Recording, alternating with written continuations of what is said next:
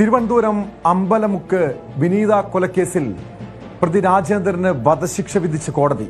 തൂക്കുകയറല്ലാതെ മറ്റൊരു ശിക്ഷയും വിധിക്കാനാവില്ല എന്നാണ് വിധി പ്രസ്താവനത്തിനിടെ ജഡ്ജി വ്യക്തമാക്കിയത്. പ്രതിയുടെ മാനസിക നില ഉൾപ്പെടെ പരിശോധിച്ച ശേഷമാണ് ഇത്തരത്തിലൊരു വിധി വന്നിരിക്കുന്നത്. പ്രതിക്ക് വധശിക്ഷ നൽകാനുള്ള എല്ലാ കാരണങ്ങളും ഉണ്ടെന്ന് പറഞ്ഞ കോടതി പ്രതി സാധാരണ ജീവിതത്തിലേക്ക് മടങ്ങി വരില്ലെന്നാണ് റിപ്പോർട്ടുകൾ വ്യക്തമാക്കുന്നതെന്നും ചൂണ്ടിക്കാട്ടി. കാര്യം പ്രതിയുടെ കുറ്റകൃത്യം വളരെ ബ്രൂട്ടലായിരുന്നു, ഇൻഹ്യൂമൺ ആയിരുന്നു. ഒരു സാധാരണക്കാരൻ ഒരിക്കലും ചെയ്യാൻ ഒക്കാത്ത രീതിയിലുള്ള മോഡസ് ഓപ്പറാൻഡിയാണ് പ്രതി ചെയ്തത്. മാത്രമല്ല പ്രതി സമൂഹത്തിന് ഭീഷണിയാണ്. ഇതിപ്പോ 3 കൊലപാതകങ്ങൾ തമിഴ്നാട്ടിൽ ചെയ്ത് അതിന്റെ വിചാരണ നടക്കുന്ന സമയത്ത് അദ്ദേഹം ഇപ്പോൾ ജാമ്യത്തിലാണ്. ജാമ്യത്തിൽ നിൽക്കുന്ന സമയത്താണ് തലസ്ഥാന നഗരിയിൽ ഇത്തരത്തിലൊരു മൃഗീയമായ കൊലപാതകം നടത്തിയത്. അത് തീർച്ചയായിട്ടും പ്രോസിക്യൂഷന് ബോധ്യപ്പെടുത്താൻ കഴിഞ്ഞു. മാത്രമല്ല ദൃക്സാക്ഷികൾ ഇല്ലാതിരുന്നൊരു കേസാണ്. സാഹചര്യ തെളിവുകളും ശാസ്ത്രീയമായ തെളിവുകളും സൈബർ ഫോറൻസിക് എവിഡൻസുമാണ് പ്രോസിക്യൂഷന് മുമ്പിലുള്ളത്. അതെല്ലാം കൃത്യമായി തെളിയിച്ച് പ്രതിയിലേക്ക് തന്നെ എത്താൻ കഴിഞ്ഞു എന്നുള്ളതാണ് പ്രോസിക്യൂഷന്റെ വിജയം. സാഹചര്യ തെളിവുകളെയും ശാസ്ത്രീയമായ തെളിവുകളെയും കോർത്തിണക്കാൻ പ്രോസിക്യൂഷന് കഴിഞ്ഞു. ഒരു നേരിയ ഒരു ഇതുണ്ടായിരുന്നു. പിന്നെ കഴിഞ്ഞ 21-ാം തീയതിയോടുകൂടി അത് കോടതിക്ക് ബോധ്യപ്പെട്ടു, കുറ്റവാളിയാണെന്ന് ബോധ്യപ്പെട്ടു. അപ്പം തീർച്ചയായിട്ടും ഒരു വധശിക്ഷ ഞങ്ങളും പ്രതീക്ഷിച്ചു. രാവിലെ ഇറങ്ങിയപ്പോഴും വധശിക്ഷ കിട്ടണമെന്നുള്ളൊരു പ്രാർത്ഥനയിലാണ് ഞങ്ങളെല്ലാവരും വീട്ടിൽ നിന്ന് തിരിച്ചത്.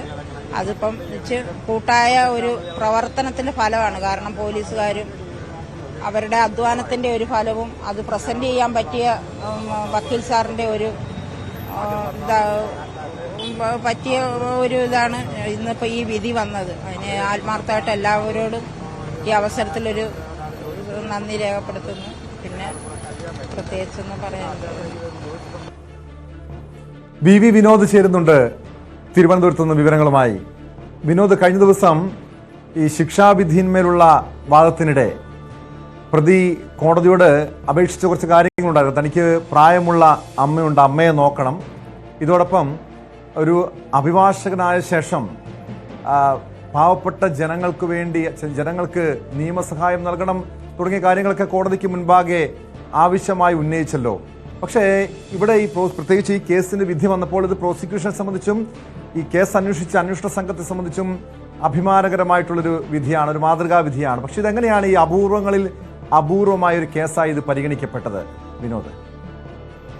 2022 ഈ കേസിനാസ്പദമായ സംഭവം നടക്കുന്നത്. അന്ന് ഈ അലങ്കാര ചെടി വിൽപ്പന കേന്ദ്രത്തിലെ ജീവനക്കാരിയായിരുന്നു വിനീതയുടെ ഭർത്താവ് നേരത്തെ അർബുദം ബാധിച്ച് മരിച്ചിരുന്നു. അതിനുശേഷം കുടുംബം പുലർത്തുന്നതിന് വേണ്ടിയാണ് വിനീത ഈ തൊഴിൽ തേടി വരുന്നത്. നെടുമങ്ങാട് സ്വദേശിയാണ്. പെരുർക്കട അമ്പലമുക്കിലാണ് ഈ സ്ഥാപനം ഉണ്ടായിരുന്നത്. അവിടെ ഈ ചെടികൾ നനയ്ക്കുന്നതിന് വേണ്ടിയാണ് രാവിലെ എത്തുന്നത്. ആ സമയത്ത് തൊട്ടടുത്ത ഹോട്ടലിൽ ജോലി ചെയ്യായിരുന്ന രാജേന്ദ്രൻ അവിടേക്ക് വരികയായിരുന്നു. ഈ പരിസരം നേരത്തെ തന്നെ മനസ്സിലാക്കി വെച്ചിരുന്നു. അതിനുശേഷം കടയ്ക്കുള്ളിൽ പ്രവേശിക്കുകയും ഈ കഴുത്തിലുണ്ടായിരുന്ന 4 പവന്റെ മാല അത് തട്ടിയെടുക്കുന്നതിനും വേണ്ടിയായിരുന്നു ഈ കൊലപാതകം. ചെടി വാങ്ങണമെന്ന കാര്യമാണ് വിനീതയോട് പറയുന്നത്. തുടർന്ന് ഈ സ്ഥാപനത്തിന് പിറകിലേക്ക് കൊണ്ടുപോകുന്നു. അവിടെ വെച്ചാണ് കഴുത്തിൽ കത്തി കുത്തിയിറക്കി കൊലപ്പെടുത്തുന്നത്. അതിനുശേഷം ഈ മാലയുമായി അവിടെ നിന്ന് കടന്നു കളയുന്നു. ഈ ടോം ചോദിച്ചതുപോലെ അപൂർവങ്ങളിൽ അപൂർവം എന്ന് കോടതിയിൽ പ്രോസിക്യൂഷന് സമർത്ഥിക്കാനായത് ഇതേ തരത്തിൽ തന്നെ സ്വർണവും പണവും കവരുന്നതിന് തമിഴ്നാട്ടിൽ നേരത്തെ 3 കൊലപാതകങ്ങൾ രാജേന്ദ്രൻ നടത്തിയിരുന്നു. ആ കൊലപാതക കേസിൽ ജാമ്യത്തിൽ ഇറങ്ങിയ ശേഷമാണ് കേരളത്തിലേക്ക് വരുന്നത്, തിരുവനന്തപുരത്ത് ജോലി ചെയ്യുന്നത്. ആ സമയത്താണ് വീണ്ടും 4ാമത്തെ കൊലപാതകം നടത്തുന്നത്. ഇത് കോടതിയെ ബോധ്യപ്പെടുത്താൻ പ്രോസിക്യൂഷൻ സാധിച്ചു. അതുകൊണ്ട് തന്നെയാണ് ഇതിൻ്റെ ഒരു ഉത്തരവ്, ഏറ്റവും ഒടുവിലത്തെ വിധി, വധശിക്ഷയിലേക്ക് എത്തുന്നത്. അന്ന് വിനീതയെ കൊലപ്പെടുത്തിയ ശേഷം രാജേന്ദ്രൻ ഈ സ്ഥാപനത്തിൽ നിന്ന് പുറത്തേക്ക് പോവുകയാണ്. അവിടെ നിന്ന് ഇരുചക്ര വാഹനത്തിൽ മുട്ടടയിലുള്ള ഒരു കുളത്തിന് അടുത്തേക്ക് പോവുകയാണ്. കുളത്തിൻ്റെ കരയിൽ ഈ രക്തം പുരണ്ട വസ്ത്രങ്ങൾ ഉപേക്ഷിക്കുകയും അവിടെ നിന്ന് മറ്റൊരു ബൈക്കിൽ തൊട്ടടുത്ത സ്ഥലത്തേക്ക് പോവുകയും ഓട്ടോറിക്ഷയിൽ ജോലി ചെയ്തിരുന്ന പേരൂർക്കടയിലേക്ക് വരികയും പിന്നീട് ആ ഭാഗത്തു നിന്ന് മാറുകയും ഒക്കെ ചെയ്യുന്നു. 2 ഓട്ടോറിക്ഷകളിലും 2 ബൈക്കുകളിലുമായാണ് ഈ കൊലപാതകത്തിന് ശേഷം പലയിടങ്ങളിലായി ഇയാൾ സഞ്ചരിക്കുന്നത്. ഈ ബൈക്കുകൾ പരിചയമുള്ള ആളുകളല്ല, കൈ കാണിച്ച് വഴിയിൽ വന്ന ആളുകളുടെ ബൈക്കിൽ കയറി യാത്ര ചെയ്യുകയായിരുന്നു. ആ തരത്തിൽ തന്നെയാണ് ഓട്ടോറിക്ഷകളിലും ഇങ്ങനെ യാത്ര ചെയ്തു പോകുന്നത്. ഏതായിരുന്നാലും ഈ കൊലപാതകം കഴിഞ്ഞ് സ്വർണവുമായി ഇയാൾ തമിഴ്നാട്ടിലേക്ക് കടക്കുന്നു. പോലീസിനെ സംബന്ധിച്ച് വലിയ വെല്ലുവിളികൾ ഉണ്ടായിരുന്നു. കാരണം ഈ കേസിന് ദൃക്സാക്ഷിയില്ല. ആരാണ് കൊലപ്പെടുത്തിയതെന്ന് സംബന്ധിച്ച് യാതൊരു സൂചനയും ലഭിക്കുന്നില്ല. പിന്നീട് CCTV ദൃശ്യങ്ങൾ ഈ കേസിൽ വളരെ നിർണായകമാകുന്നു. കാലിൽ ചെറിയ മുടന്തുള്ളയാൾ, അതായത് നടക്കുമ്പോൾ ചെറിയ അസ്വാഭാവികതയുണ്ട്. സാധാരണ ആളുകൾ നടക്കുന്നത് പോലെയല്ല, ഏതാണ്ട് ഒരു മുടന്തി നടക്കുന്നത് പോലുള്ള ഒരാളാണ് എന്ന് മനസ്സിലാക്കുന്നു. രാജേന്ദ്രൻ ഈ ഹോട്ടലിലെ തൊഴിലാളിയായിരുന്നു. ഹോട്ടലിലെ തമിഴ്നാടുകാരനായ ജീവനക്കാരനെ കാണാതാകുന്നു. അതായത് ഈ കേസുമായി കണക്ട് ചെയ്യാനുള്ള ചില സൂചനകൾ ലഭിക്കുകയാണ്. ഇയാളുടെ തിരോധാനവും ഇയാളുടെ നടത്തയിലെ അസ്വാഭാവികതയും ഇതെല്ലാം തന്നെ ചേർത്ത് വയ്ക്കുമ്പോൾ രാജേന്ദ്രനിലേക്ക് എത്തുന്നു. മാത്രമല്ല, ഈ കൊലപാതകം ചെയ്ത രീതി വളരെ ബ്രൂട്ടലായിട്ടുള്ളൊരു കൊലപാതകമായിരുന്നു. സ്വാഭാവികമായും മലയാളികളാകില്ല എന്നൊരു നിരീക്ഷണത്തിലേക്ക് അപ്പോൾ തന്നെ പോലീസ് പോവുകയാണ്. പിന്നീടാണ് ഈ ദൃശ്യങ്ങൾ പരിശോധിക്കുന്നത്.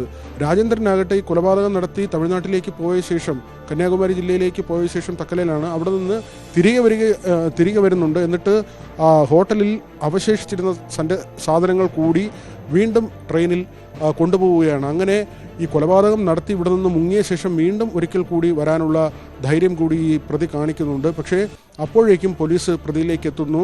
തക്കലയിൽ അവിടെ ഒരു ഹോട്ടൽ മുറിയിൽ നിന്ന്, അവിടുത്തെ ഒരു ലോഡ്ജിൽ നിന്ന് രാജേന്ദ്രനെ പിടികൂടുന്നു. രാജേന്ദ്രനെ പിടികൂടുമ്പോൾ തന്നെ ഈ സ്വർണ്ണാഭരണം പണയം വെച്ചതുമായി ബന്ധപ്പെട്ട രേഖ ആ മുറിയിൽ നിന്ന് ലഭിക്കുന്നുണ്ട്.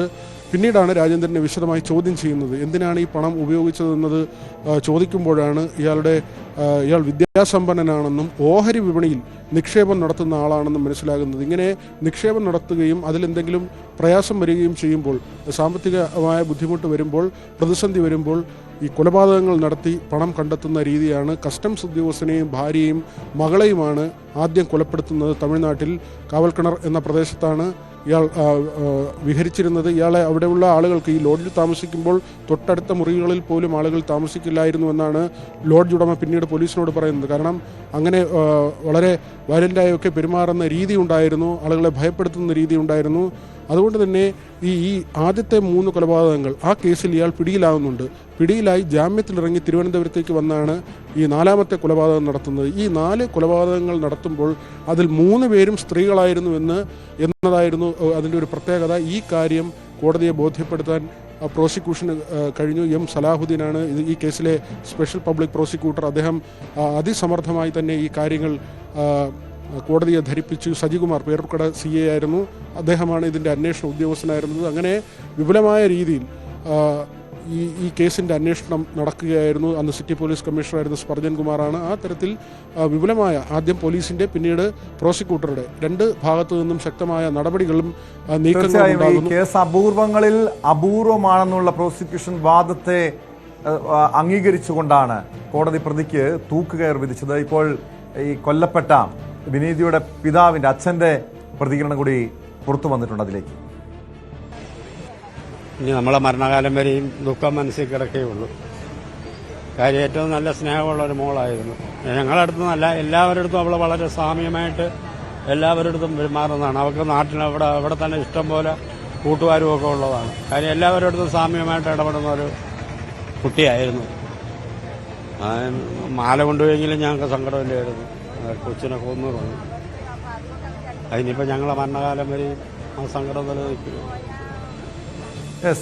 ഈ സംഭവം നടന്ന് 3 വർഷത്തിനിപ്പുറം തന്നെ, അതായത് 3 വർഷത്തിനുള്ളിൽ തന്നെ ഈ കേസിൽ വിധി വന്നു എന്നൊരു പ്രത്യേകത കൂടിയുണ്ട്. വി വിനോദിലേക്ക് ഒരിക്കൽ കൂടി. വിനോദ്, ഈ കേസ് അപൂർവങ്ങളിൽ അപൂർവമാണെന്നുള്ള പ്രോസിക്യൂഷൻ വാദത്തെ തുടർന്ന് ഈ പ്രതിയുടെ മാനസിക നില പരിശോധനാ റിപ്പോർട്ടടക്കം 11 റിപ്പോർട്ടുകൾ കോടതി നിർദ്ദേശപ്രകാരം ഹാജരാക്കിയിരുന്നു. ഇതിൽ ജില്ലാ കളക്ടർ, പോലീസ്, ജയിൽ അധികൃതർ അടക്കമുള്ളവരുടെ റിപ്പോർട്ടുകൾ പ്രതിക്കെതിരായിരുന്നു. അതായത് ഈ മാനസിക നില പരിശോധന റിപ്പോർട്ടിൽ ഇതെല്ലാ റിപ്പോർട്ടും പ്രതിക്കെതിരായിരുന്നു. ഇതാണോ പ്രധാനമായും കോടതി പരിഗണിച്ചത്? ടോം, ഈ കേസിൽ CCTV ദൃശ്യങ്ങൾ പോലെ തന്നെ ഏറ്റവും പ്രധാനപ്പെട്ട ഒന്നാണ് ഈ പ്രതിയുടെ, കുറ്റവാളിയുടെ രക്തം. ഈ കൊലപാതകം നടത്തുന്ന സമയത്ത് പിടിവലി ഉണ്ടാകുന്നു. ഈ സമയത്ത് രാജേന്ദ്രൻ്റെ കൈ മുറിയുകയും അന്ന് ഈ കൊലപാതകം നടന്ന ദിവസം രാത്രി 7:30 മണിയോടുകൂടി പേരൂർക്കട ആശുപത്രിയിലെത്തി ചികിത്സ തേടുകയും ചെയ്യുന്നു. തനിക്ക് ചെറിയൊരു അപകടം പറ്റി, അതിന് ചികിത്സ തേടുന്നു എന്ന കാര്യമാണ് ആശുപത്രി അധികൃതരോട് പറഞ്ഞത്, അവിടെ ഉണ്ടായിരുന്ന ജീവനക്കാരോട് പറഞ്ഞത്. പക്ഷേ ഇത് ഈ കൊലപാതകം നടത്തുന്നതിനിടെ ഉണ്ടായ പിടിവലിയാണ്. ഈ പിടിവലിക്കിടെ അവിടെ രാജേന്ദ്രൻ്റെ ചോരത്തുള്ളികൾ വീഴുകയും അത് പിന്നീട് ഫോറൻസിക് പരിശോധനയിൽ കണ്ടെടുക്കുകയും ചെയ്തു. അങ്ങനെയാണ് ഈ കേസിൽ ഏറ്റവും പ്രധാനപ്പെട്ട രാജേന്ദ്രൻ്റെ സാന്നിധ്യം അത് തെളിവുകളുടെ അടിസ്ഥാനത്തിൽ, അത് CCTV ദൃശ്യങ്ങൾ മാത്രമല്ല, അവിടെ ഈ പ്രതിയുടെ രക്തം വീണത്. ഒരുപക്ഷെ ഓരോ കേസുകളിലും അങ്ങനെ എന്തെങ്കിലും സുപ്രധാനമായ ഒരു തെളിവുണ്ടാകും. അങ്ങനെ ഏറ്റവും വളരെ തെളിവായി മാറിയ ഒന്നാണ് ഈ കുറ്റവാളിയുടെ രക്തം.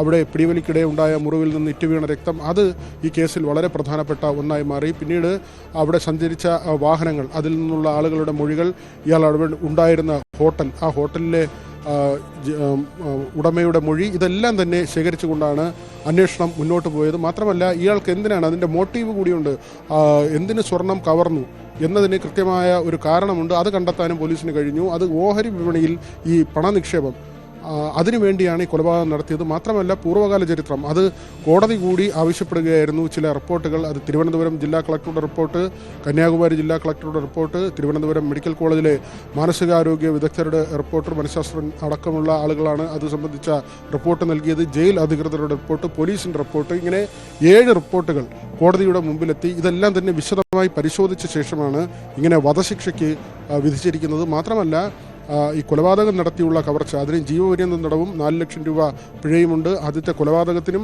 4 ലക്ഷം രൂപ പിഴ ചുമത്തിയിട്ടുണ്ട്. മറ്റൊന്ന് തെളിവ് നശിപ്പിക്കലാണ്. തെളിവ് നശിപ്പിക്കലിന് 7 വർഷം വരെയുള്ള തടവ് ശിക്ഷ വിധിച്ചിട്ടുണ്ട്. ഇതിൽ ആകെയുള്ള തുകയിൽ 4 ലക്ഷം രൂപ വിനീതയുടെ 2 മക്കൾക്കായി നൽകണമെന്നുകൂടി ഈ കോടതിയുടെ ഉത്തരവിൽ പറയുന്നുണ്ട് കേട്ടോ. യെസ്, വ്യക്തമാണ്. BV വിനോദാണ് വിവരങ്ങൾ നൽകിയത്. വിനോദ് സൂചിപ്പിച്ചതുപോലെ ഈ പ്രതിയുടെ മാനസിക നില റിപ്പോർട്ട് അടക്കം പരിശോധിച്ചാണ് കോടതി പ്രതിക്ക് വിനീത വധക്കേസിൽ പ്രതിക്ക് തൂക്കുകയർ വിധിച്ചത്.